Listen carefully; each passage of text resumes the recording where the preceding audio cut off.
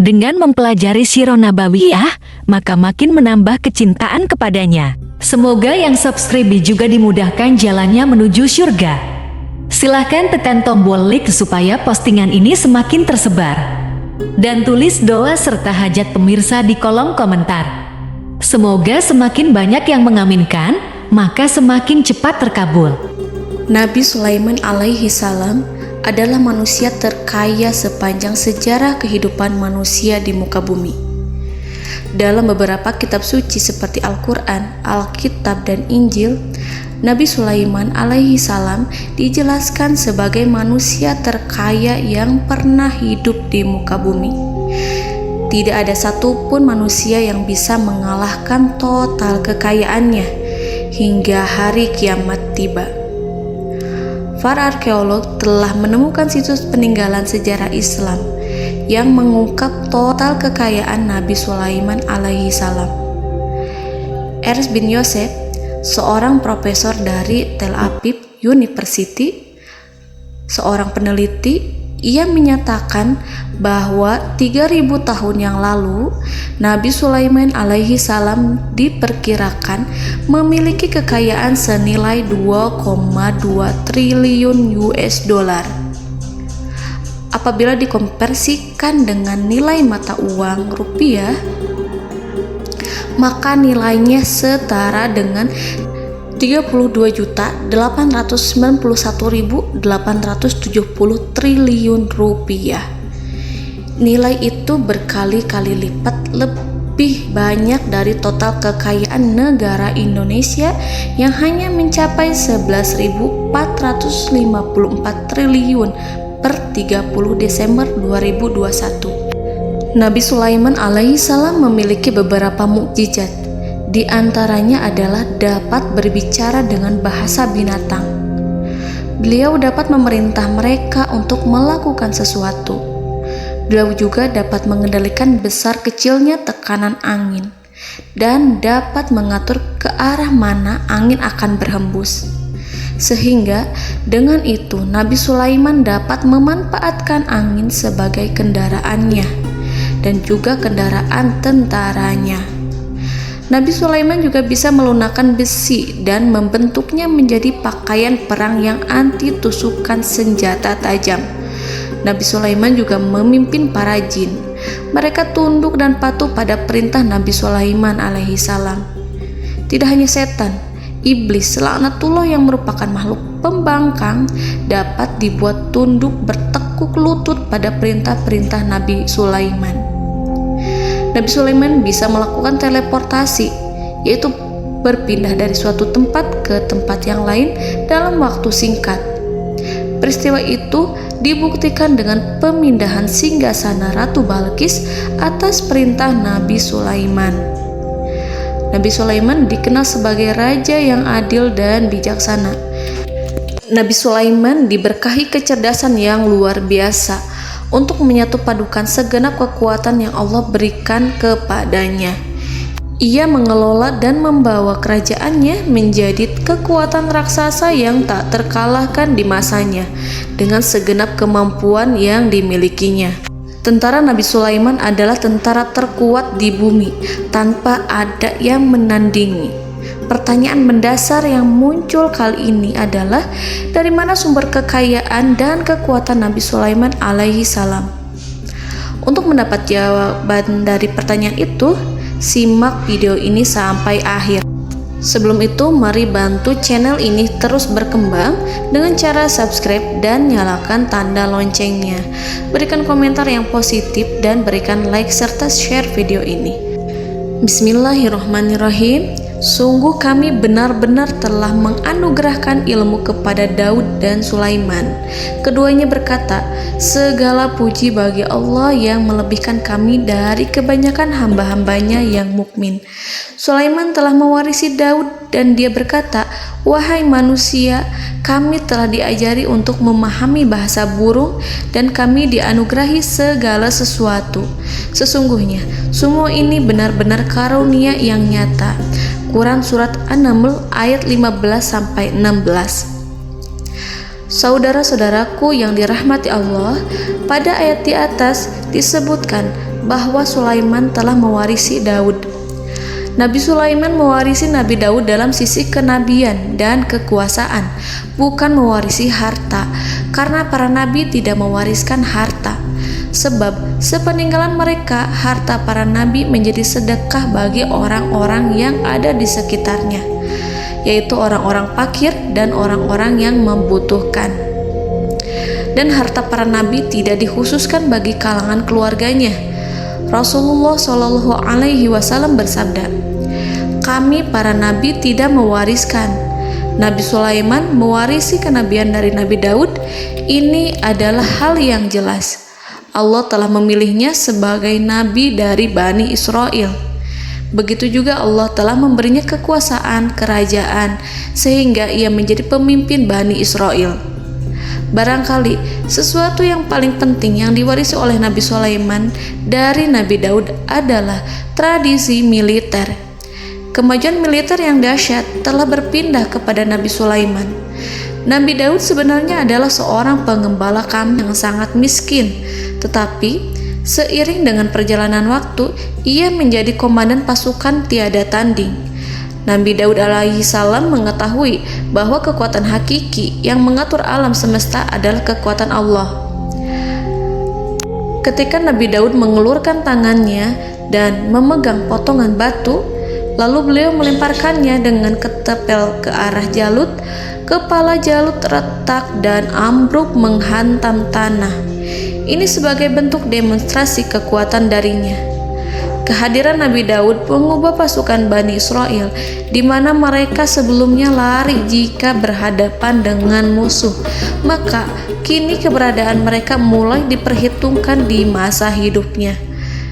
Nabi Daud mengalami peperangan yang sangat banyak, tapi Al-Quran tidak menceritakan secara terperinci.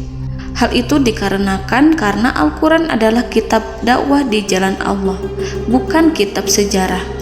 Al-Quran hanya menceritakan di dalam Al-Quran surat Shad ayat 20, "Dan kami kuatkan kerajaannya, kerajaan Daud." Ayat tersebut berarti bahwa Nabi Daud belum terkalahkan dalam peperangan yang diikutinya. Di samping dukungan yang Allah berikan kepadanya, juga pasukan dan rakyatnya, di mana mereka adalah orang-orang yang bertauhid, menyerahkan diri kepada Allah. Allah Subhanahu wa Ta'ala mengajarkan kepada Nabi Daud hal-hal yang menjadikan pasukannya memiliki keistimewaan yang dengannya mereka dapat mengalahkan pasukan-pasukan lain, pasukan-pasukan besar yang ada di bumi pada saat itu. Allah Subhanahu wa Ta'ala berfirman dalam surat Saba ayat 10, "Dan kami telah melunakkan besi untuknya." Baju besi mungkin akan menjadi masalah dalam benak kita. Ketika orang-orang yang berperang, baju besi cukup mengganggu gerakan mereka. Kita bisa membayangkan ketika ada dua orang berperang, salah satu dapat bergerak bebas, sementara yang lainnya tidak leluasa bergerak karena tertahan dengan pakaiannya. Namun, dengan kekuasaan Allah, Nabi Daud dapat melunakkan besi dan membuat baju besi yang ringan, yang mudah untuk digunakan. Ini adalah kemajuan penting yang Allah berikan kepada Nabi Daud dan tentaranya. Kemajuan itu kemudian diajarkan, diwariskan dan dimiliki oleh Nabi Sulaiman alaihi salam. Nabi Sulaiman memiliki pasukan dahsyat yang melebihi pasukan manapun di bumi saat itu, atau bahkan mungkin saat ini. Bahkan Allah menambahkan karunia-Nya kepada Nabi Sulaiman yang disebutkan dalam Al-Quran surat An-Naml ayat 16. Dan Sulaiman telah mewarisi Daud, dan dia berkata, "Wahai manusia, kami telah diberi pengertian tentang suara burung, dan kami diberi segala sesuatu.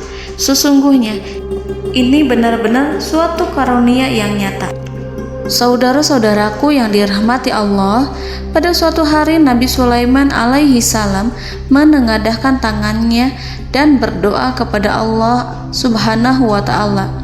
Antara hati Nabi dan Allah tidak ada penghalang, tidak ada jarak, tidak ada sekatan waktu, tidak ada satupun dari para nabi yang berdoa kepada Allah kecuali doanya pasti dikabulkan. Doa Nabi Sulaiman alaihi salam direkam dalam Al-Quran surat Shad ayat 35. Nabi Sulaiman berkata, "Ya Tuhanku, ampunilah aku, anugerahkanlah kepadaku kerajaan yang tidak dimiliki oleh seorang pun sesudahku." Nabi Sulaiman menginginkan dari Allah sesuatu kerajaan yang belum pernah diperoleh oleh siapapun setelahnya. Allah Subhanahu wa Ta'ala mengabulkan doa Nabi Sulaiman dan memberinya kerajaan tersebut. Nabi Sulaiman mewarisi kekuasaan, kenabian, hikmah ilmu dari Nabi Daud alaihi salam. Orang-orang menyebut Nabi Sulaiman Al-Hakim, Sulaiman yang bijaksana. Kebijaksanaannya tidak terbatas pada keadilan di tengah-tengah manusia dan juga kasih sayangnya kepada mereka. Namun, kebijaksanaan Nabi Sulaiman juga berlaku di kalangan burung dan binatang lainnya. Nabi Daud juga mengenal bahasa burung, tetapi Nabi Sulaiman dapat berbicara dengan bahasa burung. Bahkan, ia dapat menggantikannya sebagai pembantunya ketika Nabi Daud bertasbih di gunung-gunung. Dan burung-burung serta binatang-binatang buas ikut bertasbih bersamanya. Bahkan angin pun berhenti untuk mendengarkan tasbih itu. Sedangkan Nabi Sulaiman, Allah Subhanahu wa Ta'ala memberinya karunia lebih dari itu, di mana binatang-binatang buas tunduk padanya.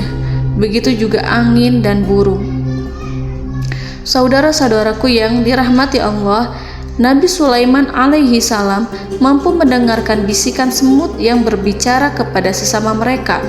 Bahkan, ia mampu memerintahkan semut tersebut sehingga semut itu menjadi taat pada perintahnya. Pasukan Nabi Sulaiman memiliki kekuatan yang sangat dahsyat.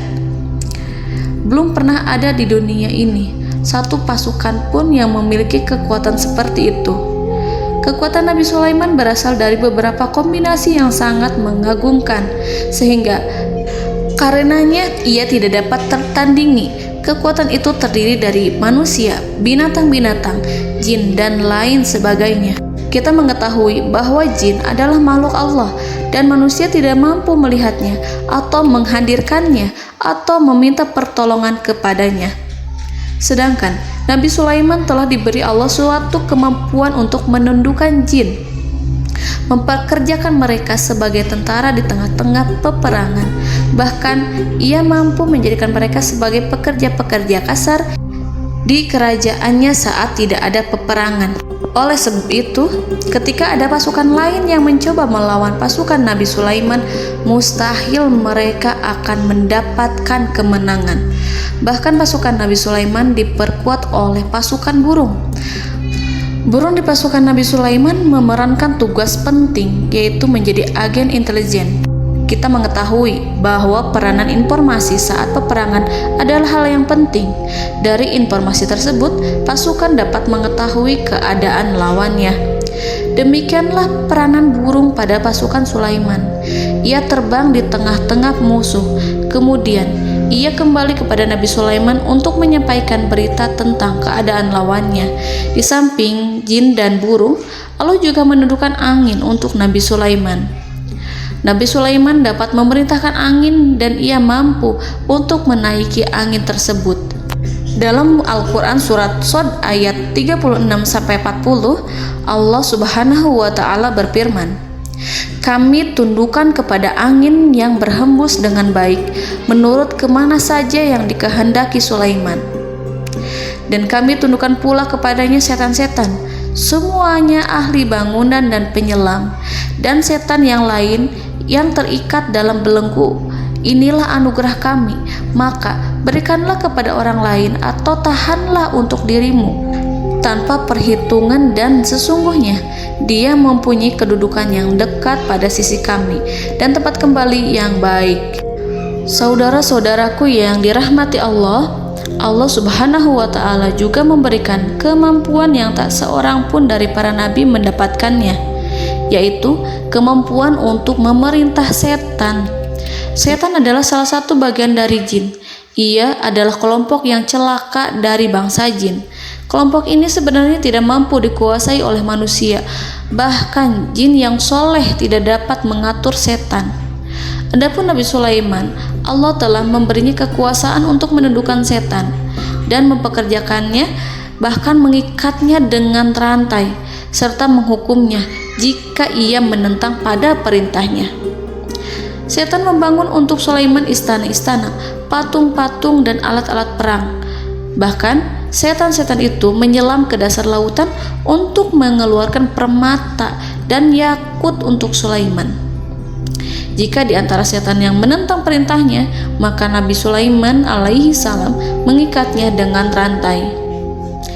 Ini semua menunjukkan kekayaan Nabi Sulaiman dan kekuasaannya, di mana ia mampu mengatur banyak makhluk di bumi ini.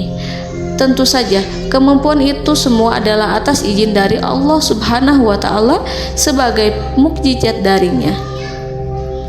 Allah Subhanahu wa Ta'ala berfirman dalam Al-Quran surat Saba ayat 12, dan sebagian dari jin adalah yang bekerja di hadapannya di bawah kekuasaannya dengan izin Tuhannya, dan siapa yang menyimpang di antara mereka dari perintah kami, maka kami rasakan kepadanya azab neraka yang apinya menyala-nyala. Para jin itu membuat untuk Sulaiman apa yang dikehendakinya, dari gedung-gedung yang tinggi, patung-patung, dan piring-piring yang besarnya seperti kolam, atau periuk yang tetap berada di atas tungku. Saudara-saudaraku yang dirahmati Allah, Nabi Sulaiman yang bijaksana adalah penguasa yang tak tertandingi di muka bumi. Meskipun memperoleh nikmat-nikmat khusus yang agung itu yang Allah berikan kepada Sulaiman, beliau tetap menunjukkan dirinya sebagai manusia yang paling banyak berzikir kepada Allah dan manusia yang paling banyak bersyukur di zamannya. Saudara-saudaraku yang dirahmati Allah, sebagaimana Allah Subhanahu wa Ta'ala memberikan nikmat kepada ayahnya Nabi Daud alaihi salam, di mana ia mampu melunakkan besi dan Allah mengajarinya bagaimana cara mencairkan besi, maka Nabi Sulaiman alaihi salam dapat memanfaatkan tembaga yang cair untuk peperangan. Dan juga di saat perdamaian, pada saat peperangan, beliau mencampur tembaga dengan besi dan menjadikannya perunggu. Mereka menggunakan senjata-senjata perunggu dalam peperangan seperti pedang, baju besi, dan juga pisau. Senjata-senjata ini adalah senjata yang paling kuat pada saat itu. Sedangkan di saat damai, tembaga digunakan untuk membuat bangunan, perhiasan, dan sebagainya. Meskipun Nabi Sulaiman mendapatkan nikmat yang besar dan karunia yang khusus, Allah Subhanahu wa Ta'ala mengujinya dengan suatu ujian yang dahsyat. Ujian yang akan selalu datang kepada seorang hamba yang soleh. Ketika hamba itu mendapatkan kedudukan besar, maka ujiannya pun menjadi besar. Allah Subhanahu wa Ta'ala menguji Nabi Sulaiman dengan penyakit. Diceritakan oleh Fahru Roji, Nabi Sulaiman diuji dengan suatu penyakit yang keras, di mana kedokteran saat itu tidak dapat dan tidak mampu mengatasinya. Sakitnya Nabi Sulaiman sangat keras sehingga para dokter dari kalangan manusia ataupun jin tidak mampu menghilangkan penyakit itu. Lalu burung-burung menghadirkan rumput-rumput yang dianggapnya sebagai obat, tetapi Nabi Sulaiman tak kunjung sembuh. Semakin hari penyakit Nabi Sulaiman semakin menjadi-jadi, sehingga ketika Nabi Sulaiman duduk di atas kursi, ia duduk bagaikan tubuh tanpa roh. Seakan-akan ia mati karena saking kerasnya penyakit yang dideritanya. Sakit yang diderita oleh Nabi Sulaiman alaihi salam berlangsung sangat lama. Namun Nabi Sulaiman tidak henti-hentinya berzikir. Ia meminta kesembuhan kepada Allah serta beristighfar pada Allah dan mengungkapkan rasa cinta kepadanya. Selesailah ujian Allah terhadap hambanya Nabi Sulaiman.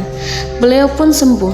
Nabi Sulaiman merasakan kembali kesehatannya setelah ia mengetahui segala kejayaan dan segala kekuasaan serta segala kebesarannya tidak lagi mampu menghilangkan penyakit yang dideritanya kecuali jika Allah menghendaki. Saudara-saudaraku yang dirahmati Allah, Nabi Sulaiman telah membangun tempat ibadah, tempat sujud, sehingga manusia menyembah Allah di dalamnya. Orang-orang yang membangunnya berjumlah puluhan ribu orang. Tentu setiap kelompok dari mereka memiliki pekerjaan masing-masing.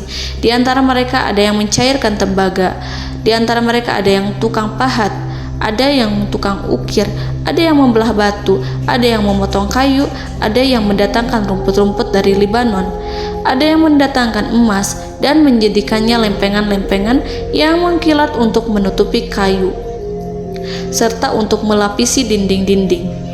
Bahkan golongan jin pun membantu membangun tempat tersebut, tentu dengan perintah dan bimbingan Nabi Sulaiman. Mereka membuat patung-patung yang besar, membuat bejana yang besar untuk tempat makan para tentara dan pekerja, yaitu bejana seperti gunung. Karena saking berat dan besarnya, mereka juga membuat tempat-tempat minum yang besarnya seperti kolam. Nabi Sulaiman mengawasi para pekerjanya dan juga mengurusi masyarakatnya, di mana beliau mengenali problem mereka dan berusaha memecahkannya. Beliau juga mengawasi pasukan dari kalangan binatang dan burung. Beliau mengetahui apabila ada satu di antara mereka yang tidak datang, kemana ia pergi serta mengapa ia pergi. Nabi Sulaiman menguasai pengetahuan itu semua. Nabi Sulaiman bukan hanya mengetahui problem tentara-tentaranya dari kalangan manusia ataupun tentaranya dari kalangan burung, namun ia juga menunjukkan kasih sayang terhadap semut, di mana beliau mendengar bisikannya dan tidak suka untuk menginjaknya. Nabi Sulaiman selalu menundukkan kepalanya ke bumi sebagai bentuk rasa rendah diri dan syukur kepada Allah. Pada suatu hari, Nabi Sulaiman alaihi salam berjalan di depan tentaranya dan tiba-tiba ia mendengar suara semut yang berkata kepada temannya dari kalangan semut. Hal itu terekam dalam Al-Quran surat An-Nahl ayat 18-19. Wahai semut-semut, masuklah ke dalam sarang-sarangmu agar kamu tidak terinjak oleh Sulaiman, sedangkan mereka tidak menyadarinya. Nabi Sulaiman alaihi salam tersenyum mendengar itu dan ia berdoa, "Ya Allah, ya Tuhanku, berilah aku ilham untuk tetap mensyukuri nikmat-Mu yang telah Engkau anugerahkan kepadaku dan kepada kedua orang ibu bapakku, dan untuk mengerjakan amal soleh yang Kau ridhoi, dan masukkanlah aku ke dalam rahmat-Mu, ke dalam golongan hamba-hamba-Mu yang soleh."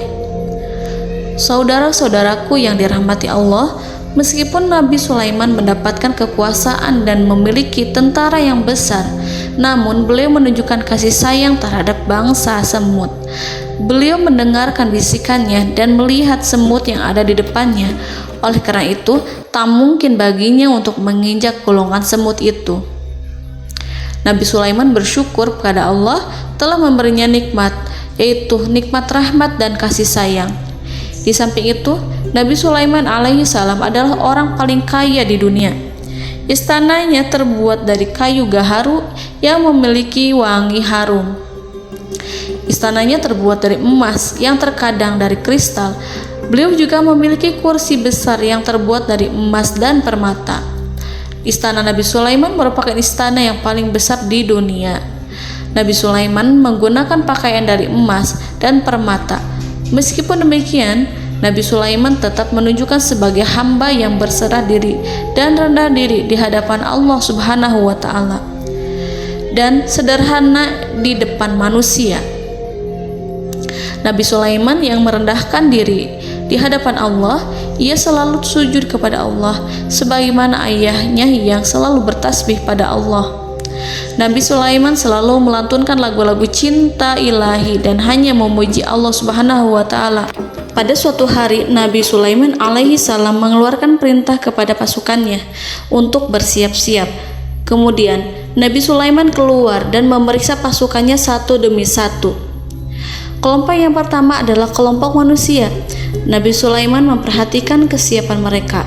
Lalu Nabi Sulaiman mengeluarkan perintah-perintah kepada mereka. Kemudian Nabi Sulaiman memeriksa kelompok jin dan menyampaikan perintahnya kepada mereka. Beliau memenjarakan jin yang tampak bermalas-malasan saat bekerja. Lalu beliau memeriksa binatang dan berkata kepada mereka, apakah mereka sudah makan dengan baik? Apakah mereka tidur dengan nyenyak? Apakah ada yang mengadu pada mereka, misalkan karena penyediaan suatu ataukah karena makanan yang tidak layak? Apakah ada di sana yang sakit dan lain sebagainya? Semuanya diperiksa oleh Nabi Sulaiman. Ketika Nabi Sulaiman merasa puas dengan semuanya, Nabi Sulaiman memasuki tenda tempat berkumpulnya para burung. Nabi Sulaiman alaihissalam kemudian memasuki tenda tersebut, mengamati keadaan di sekitarnya, sehingga beliau mengetahui bahwa ada satu burung yang tidak hadir, yaitu burung hudhud. Nabi Sulaiman berkata yang diabadikan dalam Quran surat An-Naml ayat 20. Mengapa aku tidak melihat burung hudhud? Burung-burung yang lain tampak terdiam sebagai penghormatan, dan mereka mendengarkan apa yang akan dikatakan pemimpin mereka. Nabi Sulaiman mengarahkan pandangannya pada semua burung dan tidak menemukan burung hudhud di antara mereka. Tak seekor burung pun yang mengetahui keberadaannya. Burung hudhud absen pada apel wajib kali ini. Nabi Sulaiman mulai menampakkan kemarahannya. Tiba-tiba, seekor burung kecil memberanikan diri untuk berkata kepada Nabi Sulaiman, "Wahai Nabi yang mulia, seharusnya hudhud ada bersamaku kemarin untuk melaksanakan tugas penyelidikan. Ia adalah pemimpin misi, namun burung hudhud belum datang. Oleh karena itu aku tidak pergi bersamanya." Burung itu tampak gemetar. Nabi Sulaiman mengetahui bahwa hudhud tidak hadir dan tak seorang pun mengetahui kemana ia pergi. Burung hudhud pergi tanpa izin terlebih dahulu. Dalam keadaan marah, Nabi Sulaiman berkata, "Sungguh aku benar-benar akan mengazabnya dengan azab yang sangat keras atau benar-benar menyembelihnya, kecuali jika ia benar-benar datang kepadaku dengan alasan yang jelas." Kawanan burung-burung yang mengetahui bahwa Nabi Sulaiman sedang marah dan telah menetapkan untuk menyiksa burung hudhud atau menyembelihnya atau justru memaafkannya dengan syarat ia datang dengan membawa alasan yang dapat menyelamatkannya, atau dengan kata lain, burung hudhud dapat memastikan bahwa ia melaksanakan tugas yang penting. Nabi Sulaiman menunjukkan kemarahan yang besar sehingga siapapun akan merasa takut kepada Nabi Sulaiman yang marah. Seekor burung tampak gemetar, ketakutan melihat kemarahan Nabi Sulaiman. Lalu beliau mengulurkan tangannya ke burung itu dan memegang-megang kepalanya, sehingga burung itu pun merasa tenang dan rasa takutnya hilang. Nabi Sulaiman kemudian pergi dari tempat burung tersebut. Nabi Sulaiman masih memikirkan keadaan burung hudhud.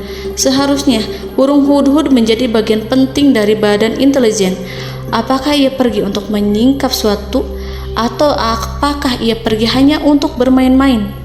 Nabi Sulaiman telah memperhatikan dan mengetahui bahwa burung hudhud adalah seekor burung yang cerdik dan juga fasih berbicara. Terkadang Nabi Sulaiman mendapati burung hudhud sedang bermain-main dan menunda-nunda pekerjaannya. Namun ketika Nabi Sulaiman melihatnya, burung hudhud memahami bahwa perbuatannya tidak benar. Oleh karena itu, ia tidak boleh menyampur adukan antara waktu serius dan waktu bermain. Tidak lama setelah itu, burung hudhud tiba di tempat para burung. Burung-burung yang lain berkata kepadanya, "Wahai hudhud, pergilah engkau ke tempat Nabi Sulaiman. Jika ia mengetahui bahwa engkau telah sampai, jiwamu benar-benar terancam." Mendengar itu, burung hudhud segera beranjak. Ia terbang menemui Nabi Sulaiman. Pada waktu itu, Nabi Sulaiman sedang duduk bersama tentaranya yang lain. Burung hudhud berdiri. Ia telah merencanakan untuk memulai pembicaraan dengan Nabi Sulaiman sebelum Nabi Sulaiman bertanya kepadanya kemana dia pergi. Ini sebagai bukti bahwa hudhud telah melaksanakan suatu tugas yang penting. Dalam surat An-Nahl ayat 22, burung hudhud, "Aku telah mengetahui sesuatu yang kamu belum mengetahuinya, dan kubawa kepadamu dari negeri Saba suatu berita penting yang diyakini." Seakan-akan burung hudhud hendak berkata, "Aku adalah hudhud yang miskin, tapi Aku mengetahui apa yang tidak engkau ketahui, dan aku telah datang kepadamu dari kerajaan Saba dengan membawa berita yang sangat penting. Nabi Sulaiman tampak terdiam menunggu Hudhud menyelesaikan kisahnya. Dalam surat An-Naml ayat 23-24, burung Hudhud berkata, "Sesungguhnya aku menjumpai seorang wanita yang memerintah mereka. Dia dianugerahi segala sesuatu serta mempunyai singgasana yang besar. Aku mendapati dia dan kaumnya menyembah matahari selain Allah. Dan setan-setan telah menjadikan mereka memandang indah perbuatan-perbuatan mereka, lalu menghalangi mereka dari jalan Allah, sehingga mereka tidak mendapat petunjuk." Burung Hudhud diam. Nabi Sulaiman merasa bahwa Hudhud menunjukkan kepasihan lisannya. Nabi Sulaiman berkata dalam Quran surat An-Nahl ayat 27 sambil menunjukkan senyum manisnya. Nabi Sulaiman berkata, "Akan kami lihat apakah kamu benar wahai Hudhud, ataukah kamu termasuk orang-orang yang berdusta." Seakan-akan burung Hudhud ingin mengatakan, "Aku tidak berbohong, wahai Nabi yang mulia." Namun diamnya Sulaiman membuat takut sehingga burung Hudhud terdiam. Nabi Sulaiman terdiam karena berpikir, lalu ia memutuskan sesuatu setelah itu. Beliau melihat kepada lainnya dan meminta secari kertas dan pena. Nabi Sulaiman menulis surat yang singkat dan menyerahkan kepada Hudhud serta memerintahkan kepadanya seperti yang dikatakan dalam Quran surat An-Nahl ayat 28. "Pergilah dengan membawa suratku ini, lalu jatuhkanlah kepada mereka, kemudian berpalinglah dari mereka, lalu perhatikanlah apa yang mereka bicarakan." Al-Quranul Karim hanya menceritakan dalam Al-Quran surat An-Naml bagaimana perginya Hudhud dan bagaimana ia menyerahkan surat itu. Lalu Al-Quran langsung menyebut keadaan kerajaan Balqis yang saat itu sedang membaca surat di depan para pembesar kerajaan dan para menterinya. Dalam Quran surat An-Naml ayat 29-31, berkatalah Balqis, "Wahai pembesar-pembesar, sesungguhnya telah dijatuhkan kepadaku sebuah surat yang mulia. Sesungguhnya surat ini dari Sulaiman, dan sesungguhnya isinya dengan menyebut nama Allah yang Maha Pengasih lagi Maha Penyayang, bahwa janganlah kalian berlaku sombong terhadapku dan datanglah kepadaku sebagai orang-orang yang berserah diri." Saudara-saudaraku yang dirahmati Allah, dalam surat tersebut Nabi Sulaiman menyebutkan supaya mereka menyerahkan diri dan tunduk kepada perintah Nabi Sulaiman. Nabi Sulaiman memerintahkan agar mereka meninggalkan penyembahan terhadap matahari. Nabi Sulaiman tidak mempersoalkan akidah mereka dan tidak memuaskan mereka dengan apapun. Nabi Sulaiman hanya memerintahkan bahwa ia berada di atas kebenaran. Bukankah ia didukung kekuatan yang berlandaskan keyakinan yang dimilikinya? Nabi Sulaiman hanya memerintahkan mereka agar tunduk dan patuh kepadanya. Ratu Sabak menyampaikan surat tersebut di tengah-tengah kaumnya. Dalam Quran surat An-Naml ayat 32 dijelaskan, "Dan berkatalah Balqis, wahai para pembesar, berilah aku pertimbangan dalam urusanku ini. Aku tidak pernah memutuskan sesuatu persoalan sebelum kamu berada dalam majelisku." Saudara-saudaraku yang dirahmati Allah, para pembesar istana Balqis menentang surat tersebut. Isi surat itu membangkitkan kesombongan kaum Saba, di mana mereka merasa lebih kuat. Mereka mengetahui bahwa di sana ada seorang yang mencoba menentang mereka dan mengisyaratkan peperangan kepada mereka. Lalu ia meminta kepada mereka untuk memenuhi syarat-syaratnya sebelum terjadinya peperangan dan kekalahan. Dalam surat An-Nahl ayat 33, mereka menjawab, "Kita adalah orang yang memiliki kekuatan dan juga memiliki keberanian yang sangat besar dalam peperangan, dan keputusan berada di tanganmu, wahai ratuku. Maka pertimbangkanlah apa yang akan kamu perintahkan." Saudara-saudaraku yang dirahmati Allah, para pembesar kaum Saba seakan ingin berkata, "Kita siap untuk melaksanakan perang." Tampaknya ratu itu memiliki kebijakan yang lebih baik dari pembesar kaumnya. Surat Sulaiman itu membuatnya berpikir lebih jernih dan lebih berhati-hati. Ia berusaha sebisa mungkin menghindari peperangan. ratu itu berpikir dalam tempo yang lama. Nama Sulaiman tidak diketahuinya dan ia pun belum pernah mendengarnya.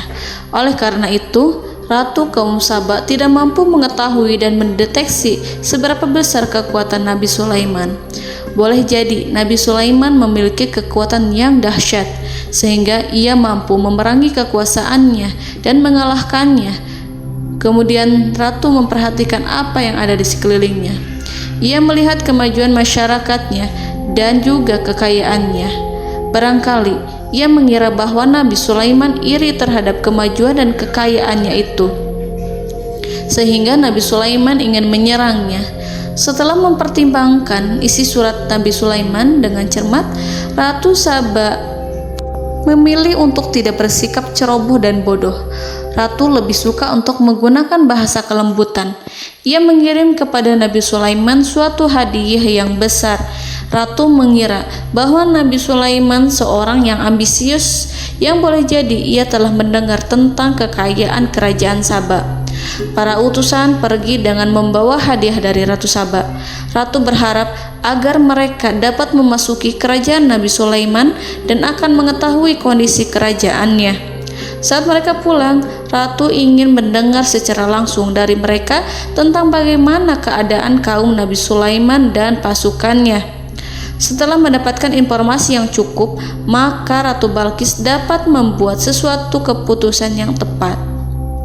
Ratu menyembunyikan apa yang terlintas dalam pikirannya, lalu ia berbicara kepada pembesar istananya bahwa ia dapat menyingkap niat jahat Raja Sulaiman melalui cara mengirimkan hadiah kepadanya. Ratu lebih memilih cara tersebut dan menunggu reaksi dari Nabi Sulaiman. Ratu berhasil memuaskan para pembesar istana dan untuk sementara ia menghilangkan ide untuk berperang. Karena para raja jika menyerang suatu desa, maka pemimpin desa tersebut adalah orang yang paling banyak mendapatkan kehinaan. Akhirnya, para pembesar kaumnya merasa puas dengan pikiran Ratu Balqis.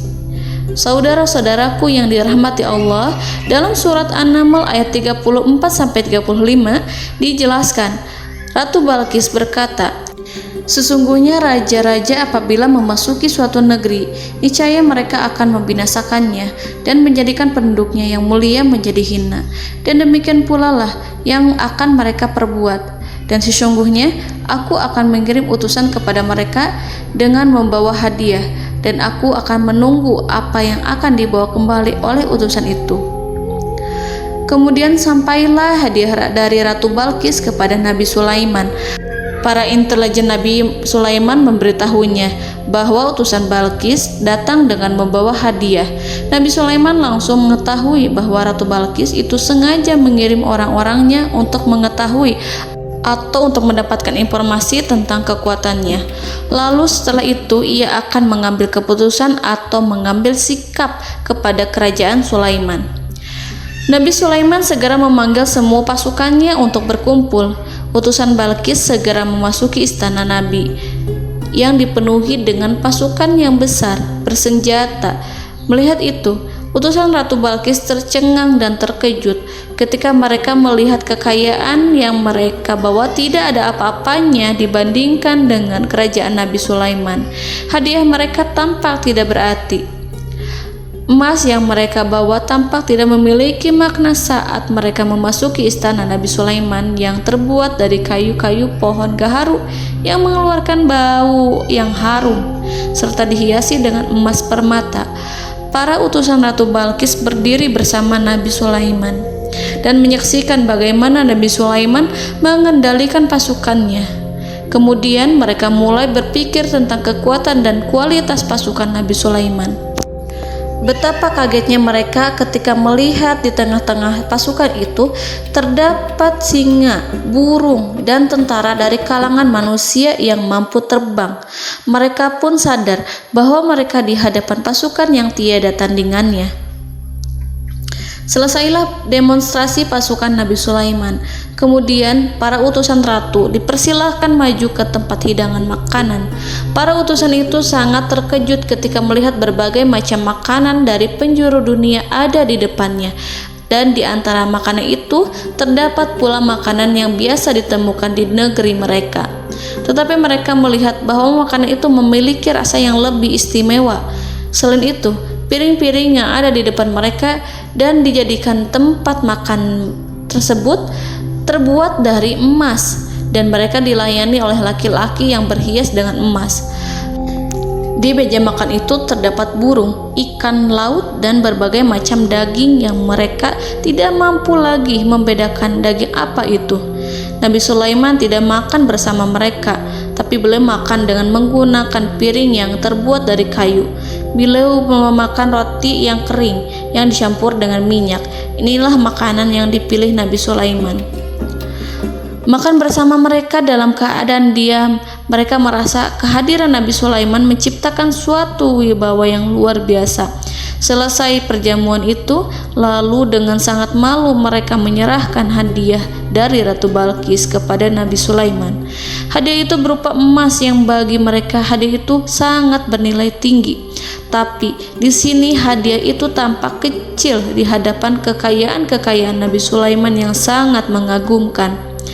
Nabi Sulaiman memperhatikan hadiah dari Ratu Balqis itu dan berkata dalam Quran surat An-Naml ayat 36. Maka tatkala utusan itu sampai pada Sulaiman, Sulaiman berkata, "Apakah patut kamu menolong aku dengan harta? Maka apa yang diberikan Allah kepadaku lebih baik daripada apa yang diberikannya kepadamu. Tetapi kamu merasa bangga dengan hadiahmu." Saudara-saudaraku, Raja Sulaiman menyingkap dengan kata-katanya yang singkat. Itu penolakannya terhadap hadiah mereka. Ia memberitahu utusan itu bahwa ia tidak menerima hadiah tersebut.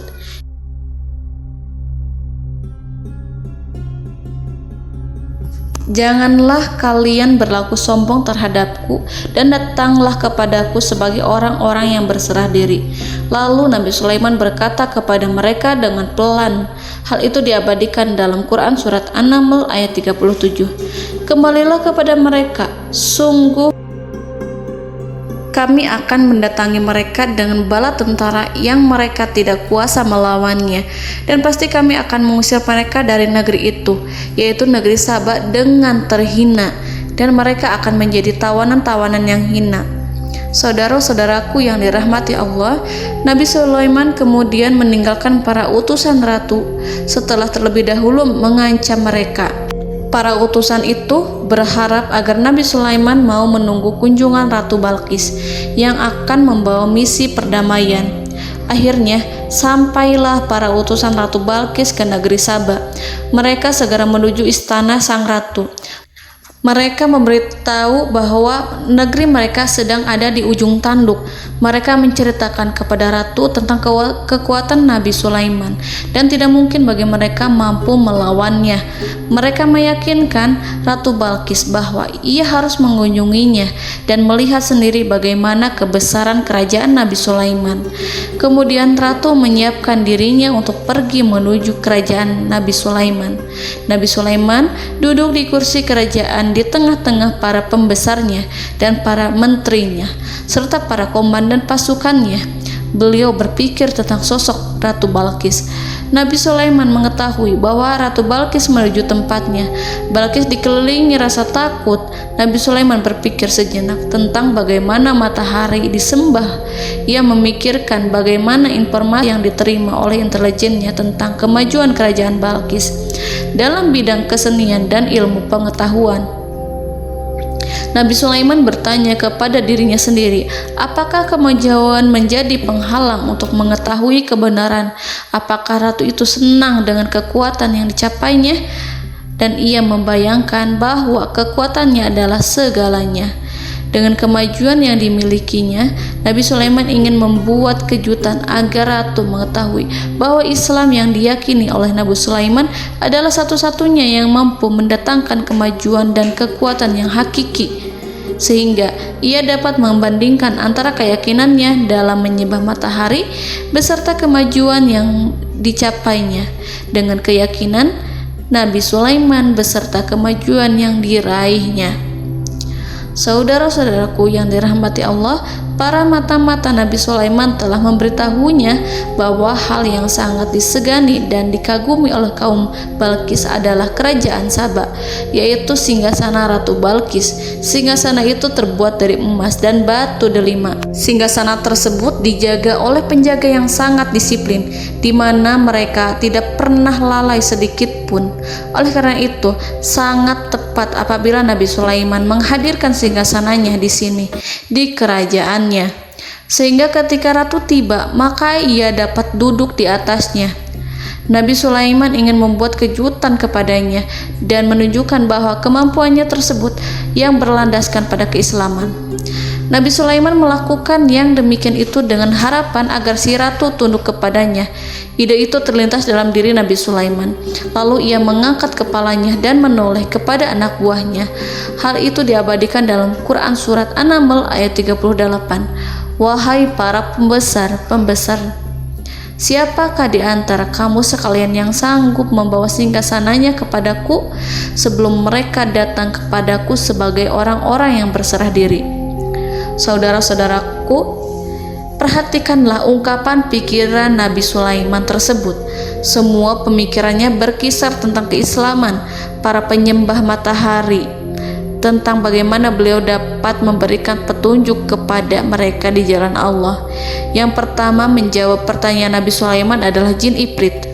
Dalam Quran Surat An-Naml ayat 39, berkatalah Ifrit yang cerdik dari golongan jin, aku akan datang kepadamu dengan membawa singgasana itu sebelum kamu berdiri dari tempat dudukmu. Sesungguhnya aku benar-benar kuat untuk membawanya, lagi dapat dipercaya. Nabi Sulaiman berdiri dari tempat duduknya setelah 1 atau 2 jam. Jin itu berjanji kepadanya untuk menghadirkan singgasana Balkis sebelum itu. Istana Nabi Sulaiman di Palestina, sedangkan istana Balkis terletak di Yaman. Antara singgasana tersebut dengan singgasana Nabi Sulaiman berjarak lebih dari ribuan mil. Barangkali pesawat yang cepat sekalipun yang kita kenal hari ini tidak akan mampu membawa dan mendatangkan istana itu dalam waktu 1 jam. Tetapi masalahnya di sini berhubung dengan kekuatan jin yang serba misterius, Nabi Sulaiman tidak mengomentari sedikit pun terhadap apa yang dikatakan oleh Ifrit. Nabi Sulaiman tapak menunggu tanggapan dari yang lain yang mampu menghadirkan singgasana Balkis yang lebih cepat dari jin Ifrit. Nabi Sulaiman menoleh kepada seorang di sana yang duduk di atas naungan. Hal itu diceritakan dalam Quran Surat An-Naml ayat 40. Berkatalah seorang yang mempunyai ilmu dari Alkitab, aku akan membawa singgasana itu kepadamu sebelum matamu berkedip. Maka tatkala Sulaiman melihat singgasana itu terletak di hadapannya, ia pun berkata, ini termasuk karunia Tuhanku untuk memuji aku. Apakah aku akan bersyukur atau mengingkari nikmatnya? Dan barang siapa yang bersyukur, maka sesungguhnya dia bersyukur untuk kebaikan dirinya sendiri. Dan barang siapa yang ingkar, maka sesungguhnya Tuhanku maha kaya lagi maha mulia. Saudara-saudaraku, belum lama seorang yang mempunyai ilmu dari Alkitab menyatakan kalimatnya, sehingga singgasana itu tiba-tiba ada di depan Nabi Sulaiman yang mampu menghadirkan singgasana itu lebih cepat dari kedipan mata. Al-Quranul Karim tidak menyingkap kepribadian seorang yang menghadirkan singgasana itu. Al-Quran hanya menggarisi bahwa orang itu mempunyai ilmu dari Alkitab. Al-Quran tidak menjelaskan kepada kita apakah ia seorang malaikat ataukah manusia ataukah jin. Al-Quran sengaja tidak menyingkap informasi tersebut. Saudara-saudaraku yang dirahmati Allah, setelah melihat singgasana itu, Nabi Sulaiman bersyukur kepada Allah. Ia mulai memperhatikan singgasana sang ratu. Singgasana tersebut merupakan simbol pembangunan dan juga kemajuan, tetapi tampaknya ia hanya sesuatu yang biasa saja jika dibandingkan dengan kekuasaan dan kebesaran ciptaan yang dibuat oleh manusia dan jin di kalangan istana Nabi Sulaiman. Nabi Sulaiman memikirkan dalam tempo yang lama singgasana Ratu Balkis itu. Kemudian beliau memerintahkan agar singgasana itu diperbaiki, sehingga saat Ratu Balkis datang, Nabi Sulaiman akan mengujinya apakah Ratu Balkis dapat mengenali singgasananya ataukah tidak. Dalam Al-Quran surat An-Naml ayat 41, Nabi Sulaiman berkata, "Ubahlah baginya singgasananya, maka kita akan melihat apakah dia mengenal ataukah dia termasuk orang-orang yang tidak mengenalnya." Saudara-saudaraku yang dirahmati Allah, Nabi Sulaiman memerintahkan agar dibangun istana yang akan digunakan untuk menyambut Ratu Balqis. Nabi Sulaiman memilih tempat di laut dan ia memerintahkan agar dibangun suatu istana di mana sebagian besar terdiri dari air laut. Nabi Sulaiman memerintahkan agar lantainya itu terbuat dari kaca yang tebal dan kuat sehingga orang-orang yang berjalan di atas istana itu akan dapat melihat di bawahnya ada ikan-ikan yang berwarna-warni yang berenang-renang ke sana kemari, dan mereka akan melihat rumput-rumput laut yang bergerak-gerak. Akhirnya selesailah pembangunan istana itu.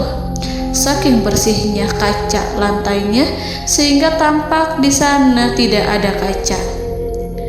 Burung hudhud memberitahu Nabi Sulaiman bahwa Ratu Balqis telah sampai di dekat kerajaannya. Kemudian Ratu Balqis datang. Al-Quran tidak menyebutkan keadaan Nabi Sulaiman saat menyambut Balqis, namun Al-Quran menunjukkan dua sikap Ratu Balqis ketika pertama kali datang. Yang pertama, bagaimana sikap Ratu Balqis ketika pertama kali melihat singgasananya yang datang mendahuluinya, padahal ia telah meninggalkan pengawalnya untuk setia menjaga singgasana itu. Keadaan kedua adalah keadaan ketika di depan istana yang dibangun untuk menyambut Ratu Balqis. Istana itu penuh dengan permata dan banyak ikan berenang di bawahnya. Dalam Quran surat An-Naml ayat 42 dijelaskan, dan ketika Balqis datang, ditanyakanlah kepadanya, "Serupa inikah singgasanamu?" Balqis menjawab, "Seakan-akan singgasana ini adalah singgasanaku. Kami telah diberi pengetahuan sebelumnya dan kami adalah orang-orang yang berserah diri."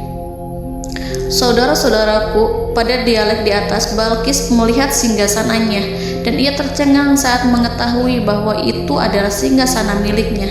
Namun kemudian ia mulai ragu karena melihat tidak sepenuhnya itu singgasana miliknya. Jika itu benar-benar miliknya, lalu bagaimana ia datang mendahuluinya?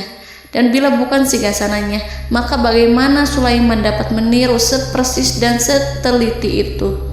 Padahal Sulaiman tidak pernah sekalipun ke kerajaannya. Nabi Sulaiman berkata saat melihat Balqis mengamati singgasananya, "Apakah ini singgasanamu?" Balqis terlihat sangat kebingungan, namun setelah itu ia menjawab, "Sepertinya benar." Nabi Sulaiman berkata, "Kami telah diberi ilmu sebelumnya dan kami sebagai orang-orang muslim."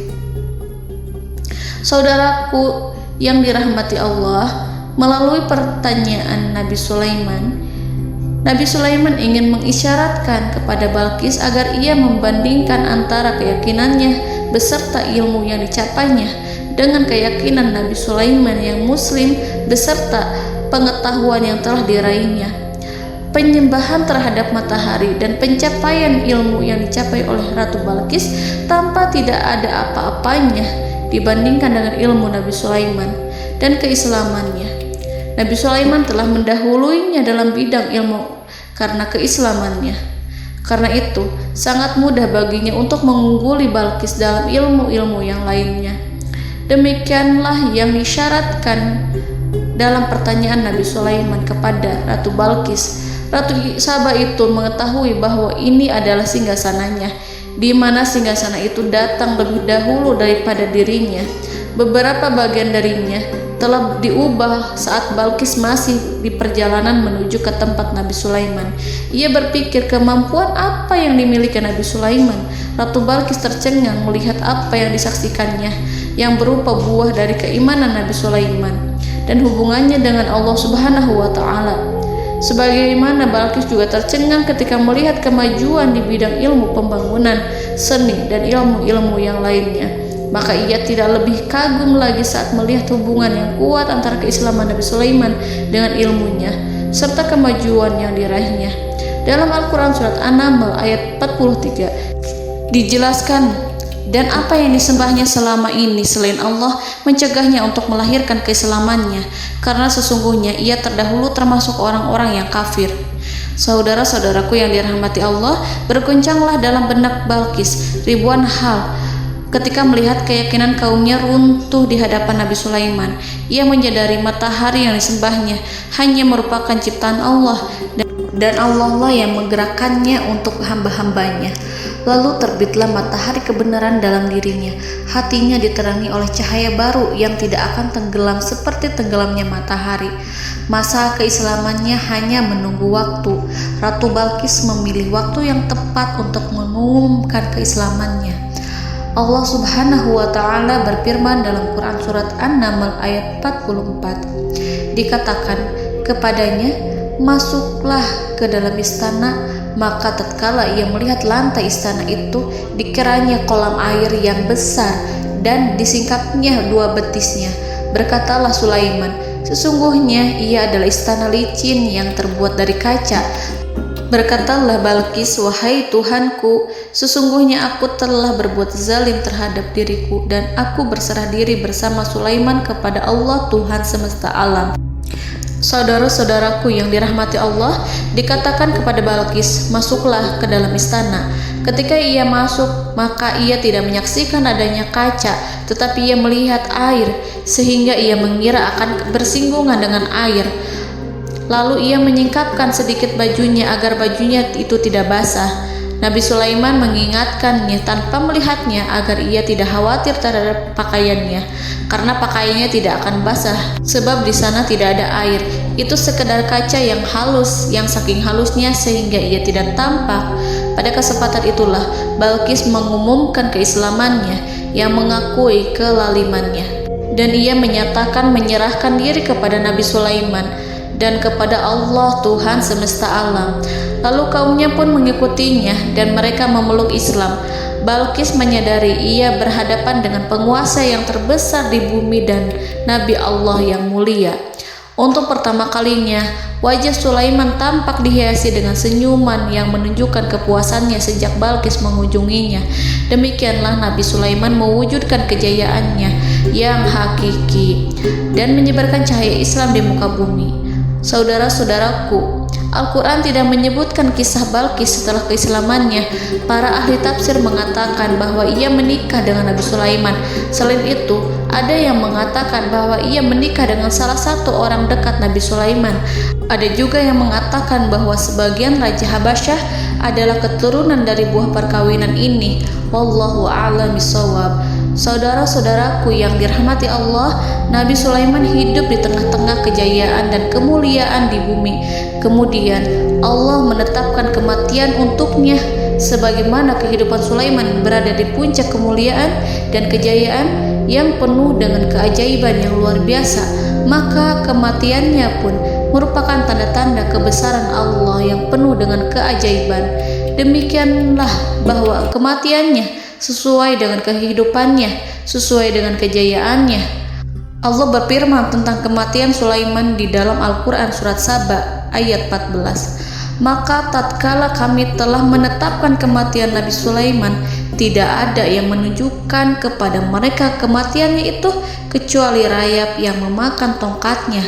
Maka tatkala ia telah tersungkur, tahulah jin bahwa kalau sekiranya mereka mengetahui yang gaib, tentulah mereka tidak akan tetap dalam siksa yang menghinakan. Saudara-saudaraku, kemampuan Nabi Sulaiman untuk menundukkan jin dan mempekerjakan mereka serta hubungan mereka dengan semua itu menimbulkan fitnah di tengah-tengah manusia dalam hal tertentu. Kematian Nabi Sulaiman merupakan batasan jawaban terhadap fitnah ini. Kami tidak mengetahui siapa yang mengklaim bahwa jin mengetahui hal yang gaib. Apakah itu setan yang terkutuk, atau jin yang bodoh, atau manusia yang tertipu?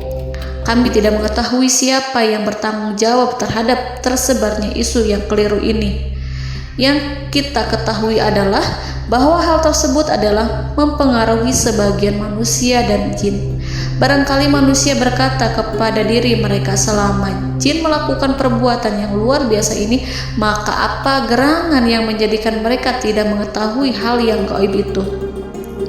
Manusia itu lupa bahwa kunci kegaiban berada di tangan Allah. masalah ilmu gaib tidak akan mampu dikuasai oleh jin dan manusia.